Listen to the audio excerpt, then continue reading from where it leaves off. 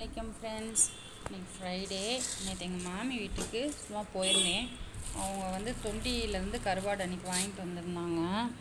அதில் வீட்டில் இந்த கருவாடு இந்த கொண்டுட்டு போயிருந்தாங்க. அந்த கருவாடு இங்கே பாருங்கள்.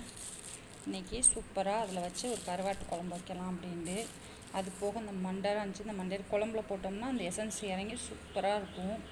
இங்கே பாருங்கள் என்னென்ன கருவாடுங்கிறத நான் காட்டுறேன். இங்கே பாருங்கள், நகர கருவாடு எப்படி இருக்குது பாருங்கள், சூப்பராக இருக்கும் நகர கருவாடு. அப்புறம் பண்ணா கருவாடு பாருங்கள், பண்ணா கருவாடு சூப்பராக இருக்குங்க.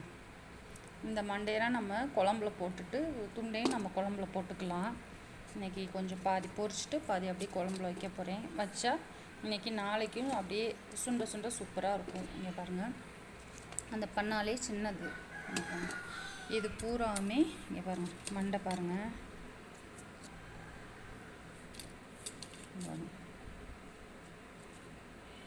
க்ளீன் பண்ணிவிட்டு அப்படியே போடுவோம் அப்படின்னு இருக்குது. அதுக்கு இங்கே பாருங்கள், நான் கட் பண்ணி வச்சுட்டேன். காய்கறிலாம் தக்காளி 4 கட் பண்ணியிருக்கேன், உருளைக்கிழங்கு, ஒரு மாங்காய் போட்டிருக்கேன், அப்புறம் வெள்ளைப்பூடு, வெங்காயம், உருளைக்கிழங்கு, சீனி வரங்காய், அப்புறம் வந்து மிளகா, பஜ்ஜி மிளகா இருக்குது பாருங்கள். எனக்கு பஜ்ஜி மிளகாவை போட எனக்கு ரொம்ப பிடிக்கும். இங்கே பாருங்கள், இந்த பஜ்ஜி மிளகா 2 அப்படியே கீறி போட்டோம். அந்த குழம்புல வெந்ததுக்கப்புறம் நம்ம சாப்பிட சூப்பராக இருக்கும். இங்கே பார்த்தீங்களா, செம்மையாக இருக்கா? நான் குழம்பு வச்சுட்டு உங்களுக்கு காட்டுறேன்.